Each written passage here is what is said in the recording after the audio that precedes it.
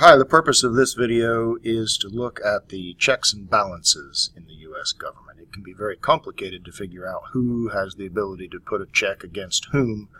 So this question is meant to help students to understand checks and balances. Well, let's look at some examples. First up, who can veto legislation? Well, the legislative branch makes the legislation. It is the executive branch, the president, that has the ability to veto that legislation. Veto meaning to stop it before it becomes law.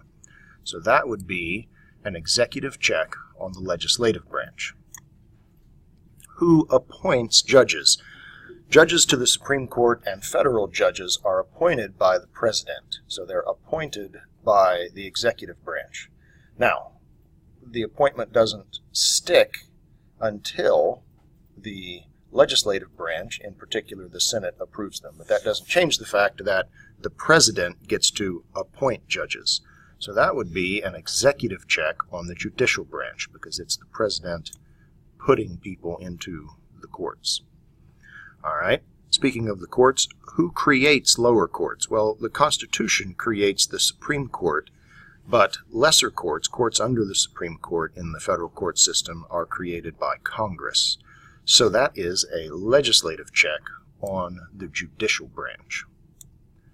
Who raises and governs military forces? Well, we know that the president is the commander-in-chief, but that's not raising, that's not creating a military, and it's not governing a military. So that is Congress. So even though the president is the commander-in-chief, it's Congress, it's the legislature that can actually create the military, to expand the military, etc.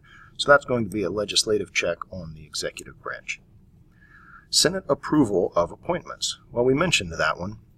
The president gets to do lots of appointments to include judges, other federal officers. The president can sign a treaty, but none of those take effect until the Senate approves them. So that is a legislative check on the executive branch.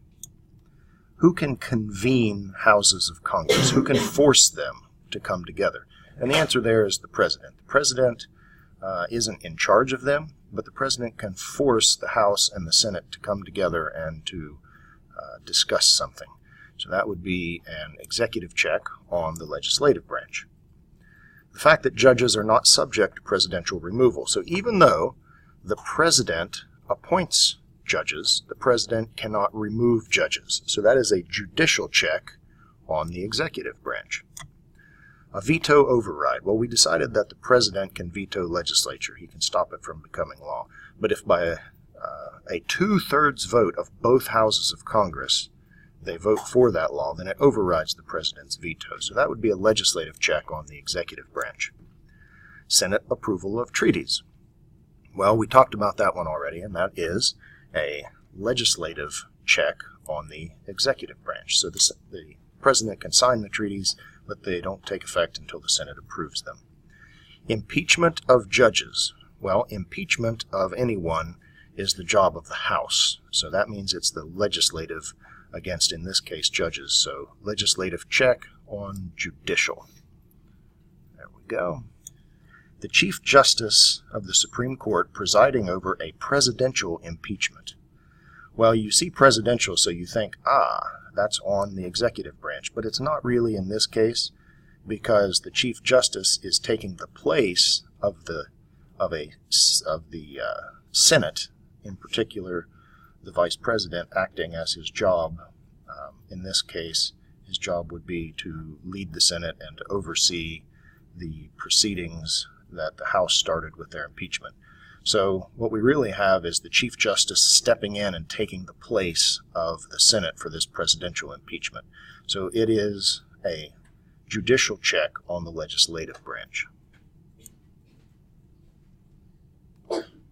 And if you see it as a check also on the executive branch, that makes sense, but that's not the way that Ohio has it listed.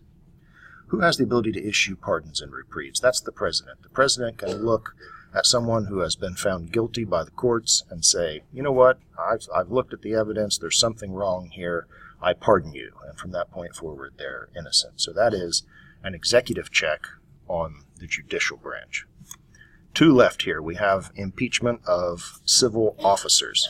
Well, as I said before, if it's impeachment, it's starting in the House, so it's going to be legislative. And in this case, it's civil officers, up to and including the president. So under the president, these civil officers are still part of the executive branch. So that's going to be a legislative check on the executive branch. All right, determination of appellate jurisdiction of the Supreme Court. That's a big way of saying Congress has the ability to determine the specifics of the Supreme Court's jurisdiction. So since it's Congress doing it, it's a legislative check, and it's on the Supreme Court, so that's judicial. So it's a legislative check on the judicial branch. There we go. We got them all right. All right, I hope that's helpful. Feel free to watch this as many times as you need to wrap your brain around some of these. Good luck.